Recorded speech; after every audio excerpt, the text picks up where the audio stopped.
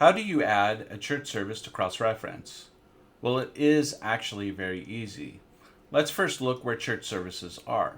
They're in the groups on the left, and you expand church services, and you can see all the church services here. If you do not see this on your system, then you need to get a tutorial system. And in fact, if you don't have a system at all, it's very easy to get a system on a trial basis, 30-day trial. And we will leave a link at the end of this video on how to get a tutorial system that has all the data already in it, so you can play around with that. So let's see, how do we add a church service? So first you select church services. And you can see our system for naming here for church services are that we have the date in here, and then it goes just one service per weekend. So you go down here to the add groups button here. There are several groups you can add. The only one that's visible is add a church service. And we're going to put the date here, which will be August 6th. And we'll put the date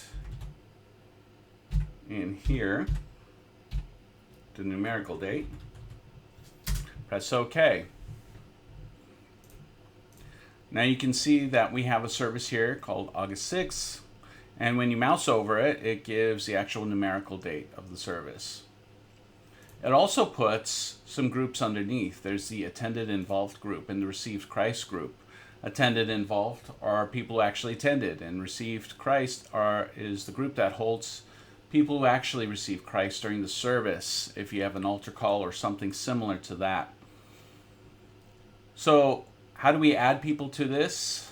Well, you can select all, and you can look for people that are already within the actual system. And so let's simulate that. We'll just select various people here. Let's assume that these are people that we know went to the service. That can be taken from contact cards. It can be taken from a list, or maybe somebody knows everyone and can pinpoint who was at the service. Usually it's done by contact cards. So you select the records and you drag them over into attended involved. And when you select that particular group, you can see who's in there. Additionally, you can see up top over here how many records there are, which is 22. Okay, so far so good. Well, a few of these people have actually received Christ. Let's say Barrett and Celeste. What we do in this circumstance is we move them from attended involved to received Christ. Now we still see them when we select attended involved, but that's because received Christ is part of attended involved. If you select received Christ, you can see them here. So far so good.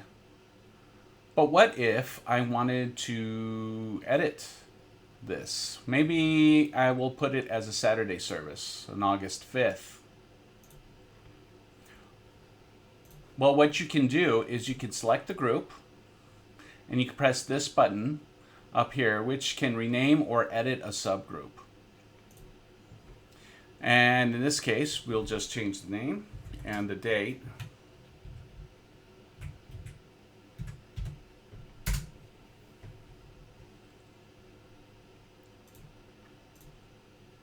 And you can see the group is still here. We still have the people who have attended and have received Christ. All right, so far so good. Well, let's look at deleting this group. So we select the group and we go to the delete group button, which is above the tree, and we press delete, and we get a dialog that says you must remove all people from this group and all its subgroups before you can remove it. Now there's a very good reason why this restriction is in place. And the reason is you can delete a lot of data if that restriction was not in place. For example, if I select this root church services group here, look how many records there are and how many services and how many groups underneath those services there are. And I would be eliminating all of those if I accidentally press delete at church services. So you must remove records that are in a group before you can delete the group. And that way you can actually prevent yourself from making an accidental mistake on that. You have to intentionally remove people from a group. So in this case, and it's pretty easy enough to do it, but it's not automated. It is intentionally made to require some intentional effort. So we remove the people who have received Christ. We'll drag that to all. And then we'll select attended involved. We'll select these people. I'll drag that over to all. And now this service, August 5th, is empty. And we'll go ahead and delete it. Make sure you have the right group selected. And you will have an "Are you sure about this?" Yes, we are sure. And then we go to church services, and August 5th is now gone. Now, this isn't the only place where you will find church services if you have the system that also has youth groups. And if we go down to the youth group and we look at church services, you can also add church services there.